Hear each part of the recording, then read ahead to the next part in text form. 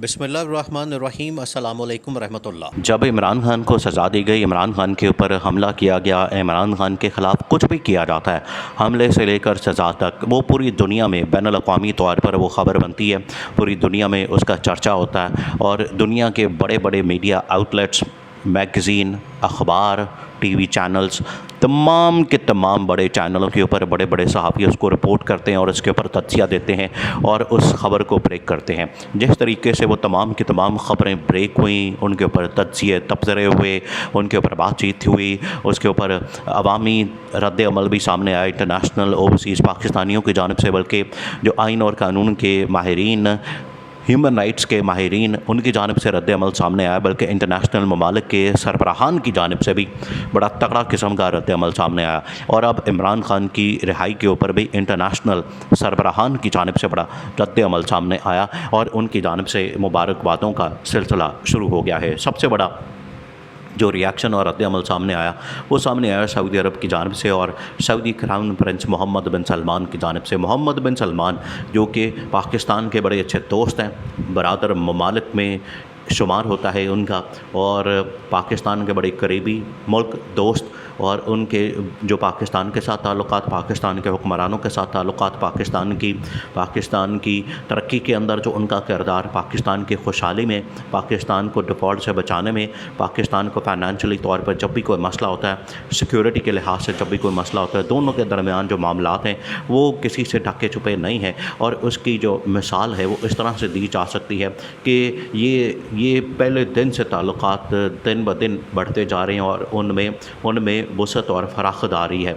तो Saudi crown Prince Mohammad बिन सलमान की जानिब से इमरान खान के हक़ में बयान आना, इमरान खान को जब रिहाई का फ़ैसला किया गया, रिहा करने का ऑर्डर दिया गया, मोहम्मद बिन सलमान की जानिब से सबसे पहली मुबारकबाद दी गई।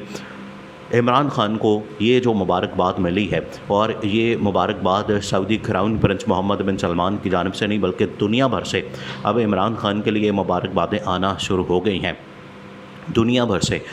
ख़ास तौर पर चाइना की जानिब से, यूएई की जानिब से, कतर की जानिब से, सऊदी अरब की जानिब से, तुर्की की जानिब से, मलेशिया की जानिब से और अमेरिका की जानिब से। लेकिन सऊदी क्राउन प्रिंस मोहम्मद बिन सलमान का मामला इस वजह से मुख्तलिफ है क्योंकि एक तो दो तीन बातें आपने समझनी।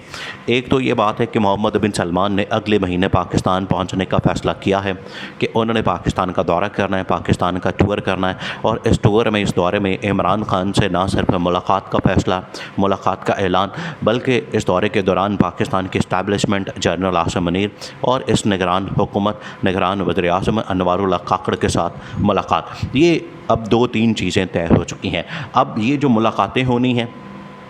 ये जो इस्टेब्लिशमेंट के साथ, इमरान खान के साथ और अनवारुल्लाह काकड़ के साथ, इनका क्या मतलब है, इससे क्या मकसद हासिल करना है, इसको आपने समझना है। सबसे पहली बात ये कि पाकिस्तान के अंदर जो इस टाइम फाइनेंशियल, माली तौर पर मुआशी हालात हो चुके हैं, पाकिस्तान के अंदर महंगाई, बेरोज़गारी हो चुकी है, उसको ख़त्म करने के लिए आउट ऑफ द बॉक्स, देखिए आपने इसको समझना है, आउट ऑफ द बॉक्स फैसले करने की ज़रूरत है। और आपको कम से कम इतनी सरमायाकारी और इन्वेस्टमेंट पाकिस्तान के अंदर लाने की ज़रूरत है ताकि लोगों का कम से कम, ये जो लोगों की क़ुव्वत ख़रीद है, जिसको परचेजिंग पावर कहते हैं, या लोगों की जो इनकम है, लोगों की जो आमदनी है, उसमें आप इजाफ़ा कर दें तो ये महंगाई उनके लिए इतनी ज़्यादा मसला नहीं रहेगी। क्यों अभी जो महंगाई इतनी ज़्यादा हो चुकी है, उसके पीछे एक वजह बड़ी ये भी है, आवाम इस वजह से तंग है कि उनके पास आमदनी के ज़राए नहीं, उनके पास आमदन नहीं, उनके पास तनख्वाह नहीं, उनके पास रोज़गार नहीं, उनके पास कारोबार नहीं, उनके पास दुकानदार नहीं, उनके पास कोई ऐसा मामला नहीं जिसकी वजह से वो अपना ये जो अखराजात हैं, या ये जो ख़र्चे हैं, या जो बिजली के बिल है, पेट्रोल महंगा है, आटा महंगा है, बिजली महंगी, गैस महंगी, इसको अफोर्ड कर सकें, इसके पैसे दे सकें, वो ख़रीद नहीं सकते। इस वजह से वो तंग आ जाते हैं, ख़ुदकुशियाँ कर रहे हैं लोग। तो इसको ख़त्म करने के लिए अगर सऊदी अरब की जानिब से, देखें अब ये आया वो वाला मामला, अगर सऊदी अरब की जानिब से पाकिस्तान को सरमायाकारी दी जाती है, इन्वेस्टमेंट दी जाती है, और पाकिस्तान के अंदर वो अपना पैसा लगाते हैं, और सऊदी शहज़ादे, सऊदी जो क्राउन प्रिंस वहाँ पर मौजूद हैं, जितने भी, जो एक तो क्राउन प्रिंस मोहम्मद बिन सलमान है और बाकी प्रिंस मौजूद हैं वहाँ पर, वो अगर पाकिस्तान में सरमायाकारी करते हैं, बड़े बड़े इन्वेस्टर पाकिस्तान में आते हैं, तो उसका क्या मतलब होगा? उसका मतलब ये होगा पाकिस्तान में एक तो सरमायाकारी सरमायाकारी होगी, यहाँ पर पैसों की रेल पेल होगी, यहाँ पर लोगों को रोज़गार मिलेगा, लोगों का कारोबार चलेगा। तो आज जिसकी तनख्वाह 10,000 है, 10,000 में उसको अगर 20,000 बिल आ गया तो वो कैसे देगा? तो तनख्वाह जो है वो आपको कम से कम फिर 50,000 रुपये लजानी पड़ेगी, 60,000 रुपये लजानी पड़ेगी,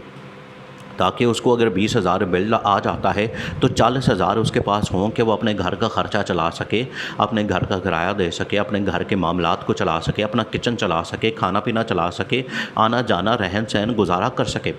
ये नहीं हो सकता कि तनख्वाह उसके 10,000 है और ख़र्चे उसके 20-25,000 रुपये चले गए हैं। ये पिछले 1-1.5 साल में जो 16 महीने में इस हुकूमत ने जो कारनामा सर अंजाम दिया वो यही है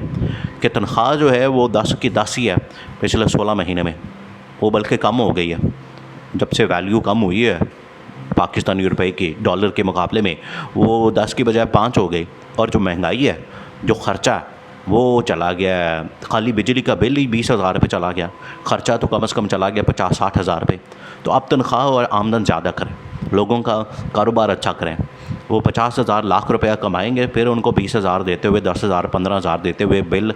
तकलीफ़ नहीं होगी। तो ये इन्वेस्टमेंट का सबसे बड़ा फ़ायदा है। इस वजह से सऊदी क्राउन प्रिंस मोहम्मद बिन सलमान की जानिब से पाकिस्तान के अंदर एक तो इन्वेस्टमेंट के हवाले से लॉन्ग टर्म, ये नहीं कोई इन्होंने कोई छोटी सी कंपनी खोल के या छोटी सी इन्वेस्टमेंट करनी है, वो अरबों डॉलर्स की पाकिस्तान के अंदर इन्वेस्टमेंट करना चाहते हैं और अगले 10 साल 15 साल 20 साल के लिए, ताकि पाकिस्तान के अंदर खुशहाली हो। एक तो ये उन्होंने बात करनी है। और इस हवाले से जो आर्मी चीफ ने इनिशिएटिव लिया है, इस हवाले से जो स्पेशल इनिशिएटिव फैसिलिटेशन काउंसिल है इन्वेस्टमेंट की, स्पेशल इन्वेस्टमेंट फैसिलिटेशन काउंसिल, जिसके अंदर मादनियात, जिसके अंदर एग्रीकल्चर, जिसके अंदर टूरिज़म, जिसके अंदर डिफेंस प्रोडक्शन और जिसके अंदर आईटी, ये 4-5 शोबे हैं। इनमें इन्वेस्टमेंट करवानी है। ऑटोमेटिकली पाकिस्तान के ज़्यादातर शोबे, ज़्यादातर लोगों का रोज़गार इन चीज़ों से वाबस्ता है, तो पाकिस्तान ऊपर जाएगा। पाकिस्तान के लोगों का जो लिविंग स्टैंडर्ड है, लाइफस्टाइल है, वो ऊपर जाएगा। लोगों के पास पैसा आएगा, जेबों में पैसा होगा, जेब में पैसा होगा, फिर ये बिल और ख़र्चे और इस तरह की महंगाई लोगों को दुखी नहीं करेगी, उनको दुखेगी नहीं। तो ये सबसे बड़ा प्लान है मोहम्मद बिन सलमान का। इस वजह से, और इमरान खान से मुलाकात भी रिहाई के बाद, वो भी सबसे बड़ा एजेंडा है